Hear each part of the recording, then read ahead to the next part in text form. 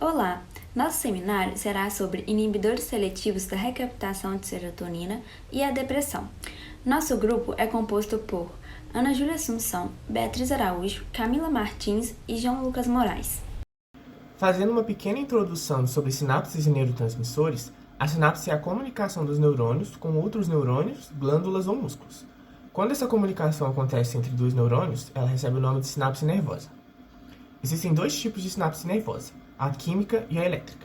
A química é sempre unilateral, ou seja, é sempre do neurônio pré-sináptico para o pós-sináptico. E esses dois neurônios não se encontram, ou seja, entre eles existe a fenda sináptica. Dadas essas informações, como que acontece na prática essa comunicação? É através dos neurotransmissores, que são, de uma forma metafórica, a mensagem que o neurônio pré quer entregar ao pós. Os neurotransmissores são produzidos dentro do neurônio e ficam armazenados dentro de vesículas. Com o potencial de ação, os canais de cálcio se abrem, estimulando essas vesículas em direção à membrana celular do neurônio. Assim, elas se fundem e os neurotransmissores são liberados na fenda sináptica. O neurônio pós-sináptico possui receptores específicos, que geralmente são proteínas, e que captam esses neurotransmissores, fazendo a recepção da mensagem e concluindo a sinapse.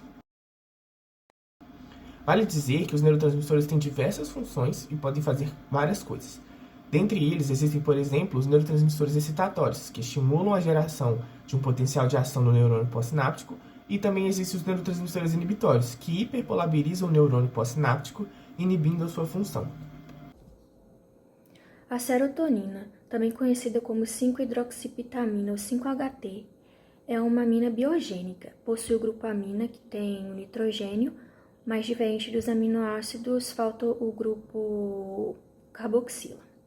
Toda a serotonina presente no SNC é produzida localmente pelos neurônios serotoninergéticos. Estes estão distribuídos em pequenos grupos, conhecidos como os núcleos da RAF. A serotonina se encontra no tronco cerebral, amígdala, mesencéfalo, núcleos talâmicos e hipotálamo. A concentração e a produção da serotonina no cérebro dependem dos níveis de triptofano, seu precursor químico, que é um aminoácido essencial que o nosso corpo não consegue produzir e que atravessa a barreira hematoencefálica. Apesar de existir serotonina na periferia, principalmente no intestino, produzida pelas células enterocromafins, essa serotonina ela não consegue chegar no sistema nervoso central.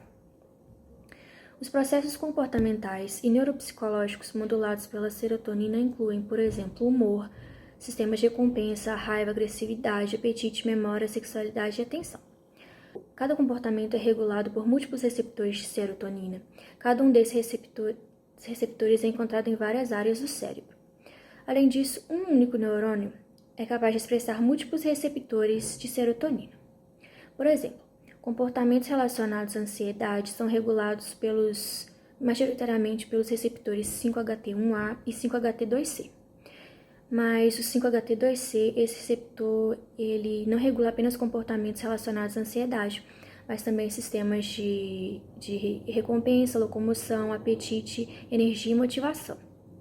Esse princípio explica por que alguns fármacos específicos para um tipo de receptor afetam múltiplos processos comportamentais.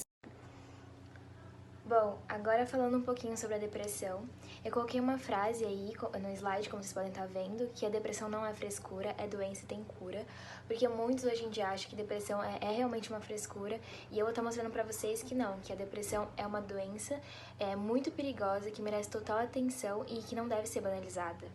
O que é a depressão? A depressão é um desequilíbrio químico que acontece no cérebro da pessoa afetada.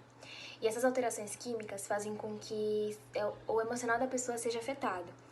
Então, quando a gente está triste, o nosso cérebro ele consegue modular esse sentimento ruim e a gente consegue fazer as coisas que a gente necessita. Por exemplo, trabalhar, fazer os nossos afazeres diários. Mas com a depressão, não. Por conta desse desequilíbrio químico, a pessoa não sente vontade mais, não sente prazer em fazer mais nada. Então, ela fica irritada, ela tem um desânimo, ela começa a se isolar e isso só aumenta, isso só se intensifica com o tempo. E como que ocorre a depressão? Na depressão, há dois principais tipos de hormônios atuantes, que é a serotonina e a endorfina. E são esses hormônios que trazem o efeito de êxtase, de euforia, de bem-estar e conforto no organismo do indivíduo. E eles são conhecidos como os neurotransmissores. E quando há depressão, essa quantidade de neurotransmissores liberados é diminuída. Não se sabe ao certo por quê, estão sendo feitos estudos, a partir disso, por que há essa diminuição, mas até hoje só sabe-se que há diminuição desses neurotransmissores, Porém, a bomba de recaptação e as enzimas que degradam esses neurotransmissores, elas funcionam normalmente. Então, haverá uma baixíssima quantidade de neurotransmissores na fenda sináptica para se ligar ao receptor do neurônio pós-sináptico, fazendo com que os níveis de serotonina e endorfina no corpo abaixem e, assim, começam a aparecer os sintomas. Bom, então, foi preciso pensar em soluções para reverter esse cenário. Uma delas foi a utilização de fármacos que inibiam a recaptação da serotonina na fenda sináptica. Esses fármacos foram denominados como inibidores seletivos da recaptação de serotonina. Vamos entender mais agora o seu mecanismo. Vamos então recapitular um pouco do que já foi mostrado. Temos o neurônio pré-sináptico, o pós-sináptico, entre eles a fenda sináptica compondo a sinapse. O impulso elétrico chega e com ele os neurotransmissores, nesse caso a serotonina, é liberada para a fenda sináptica. O neurônio pós-sináptico, ele contém vários receptores de serotonina. Cada um deles é responsável por uma função específica. Quando a serotonina se liga a eles, há propagação do sinal elétrico, formando assim a comunicação. Para acessar a comunicação, é necessário que a serotonina seja removida da fenda sináptica. E há uma molécula denominada bomba de recaptação que é responsável por trazer de volta a serotonina para dentro das vesículas no neurônio pré-sináptico. Ou então, elas são degradadas por uma enzima chamada monoaminoxidase.